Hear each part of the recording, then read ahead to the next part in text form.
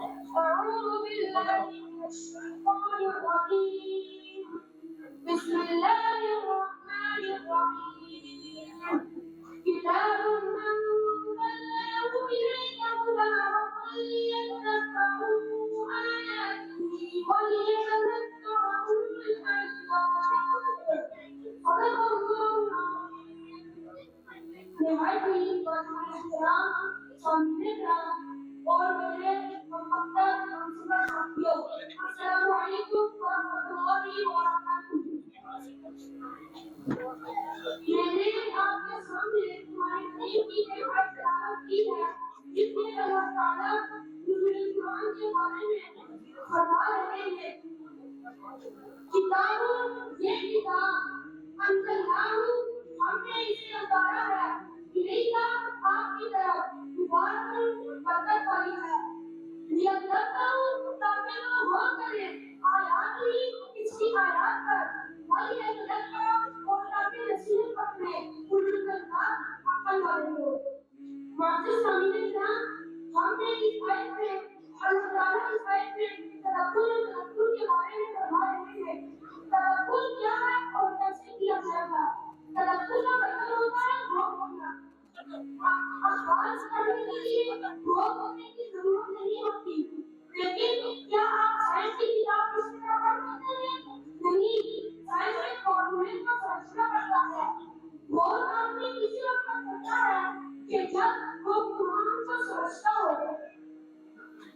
پہلے ہم نے تدبر پڑھا اب ہم تدبر پڑھیں گے.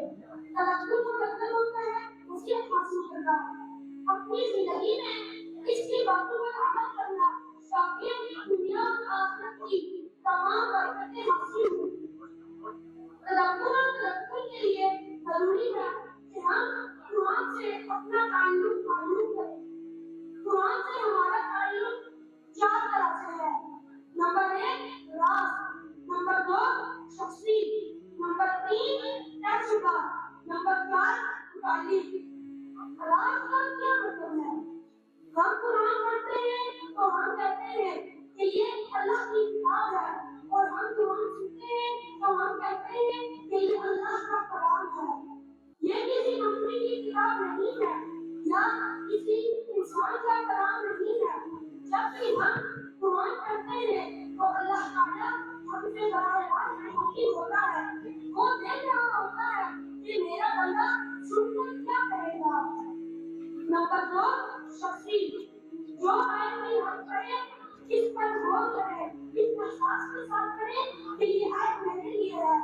اس طرح نہیں کہ یہ آیت مسلمانوں کے لیے ہے، یہ آیت فلاں خاتون کے لیے ہے، فلاں آیت مشرکوں کے لیے ہے، فلاں آیت مسلمانوں کے لیے ہے اور فلاں آیت مکہ والوں کے لیے ہے.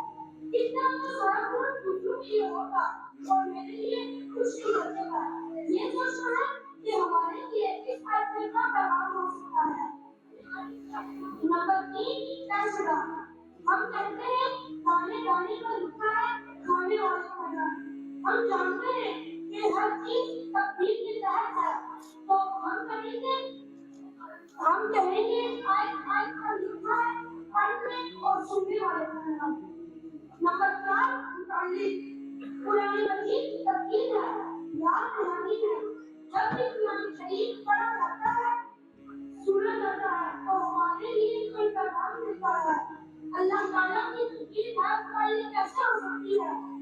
یعنی مجھے یہ سوچنا چاہیے کہ اے اللہ تم نے یہ آیت مجھے آج سے کیوں سنائی. جب تعلق موجود ہو گیا تو اس کے بعد تدبر کے لیے چند شرائط. نمبر 1 توجہ، نمبر 2 فہم، نمبر 3 تصور، نمبر 4 احساس. توجہ، پوری آیت توجہ سے سنیں. اگر سمجھ میں نہ آئے تو وہ دوبارہ سنیں. ایک لفظ کی سمجھ میں آ جاتا ہے تو اس کو پکڑنے کی کوشش کیجیے. نمبر 2 فہم. نہ سمجھ میں آئے تو اللہ تعالیٰ سے معافی مانگیے کہ اے اللہ اتنی عمر گزر گئی آج تک مجھے یہ آیت سمجھ نہیں آئی. چاہے 20 سال ہو، 30 سال ہو، 40 سال ہو.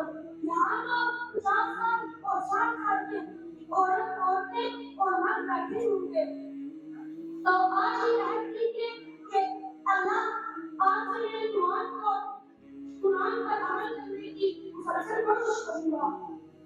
नंबर 4, एहसास। नेमतों और एहसानात का जिक्र हो तो पूरे एहसास से पढ़ें। जन्नत जन्नत का जिक्र हो तो शौक और उम्मीद होनी चाहिए, और जहन्नुम का जिक्र हो तो डर और खौफ होना चाहिए। सबसे पहले हमने देखा कि हमारा ताल्लुक कुरान से किस तरह है। हमारा ताल्लुक कुरान से किस तरह से है। राज, तस्वीर, फैसला, ताल्लुक। उसके बाद हमने देखा कि तदब्बुर की चंद शराय, तवज्जो, फहम, तसव्वुर, एहसास। इसके बाद हम तदब्बुर और तदब्बुर का एक सरल तरीका सीखेंगे। दुआ, एहतिसाब, प्रेम, तब्लीग। दुआ कुरान की हर आयत अमल के लिए है, चाहे दिल का अमल हो या अहकाम का। दिल का अमल किस तरह हो सकता है कि मैं कहूँ कि अल्लाह एक है, और अहकाम का अमल किस तरह हो सकता है कि मैं जुबान से कहूँ अल्लाह एक है, मैं नमाज पढ़ूँ, मैं हज करूँ, मैं ज़कात अदा करूँ। ये सारी अहकाम के अमल है। हर अमल की इब्तिदा दुआ से होनी चाहिए। मसलन, या अल्लाह हमें तदब्बुर की तौफीक अता फरमा। एहतिसाब मदद से दुआ ही काफी नहीं, अमल भी जरूरी है।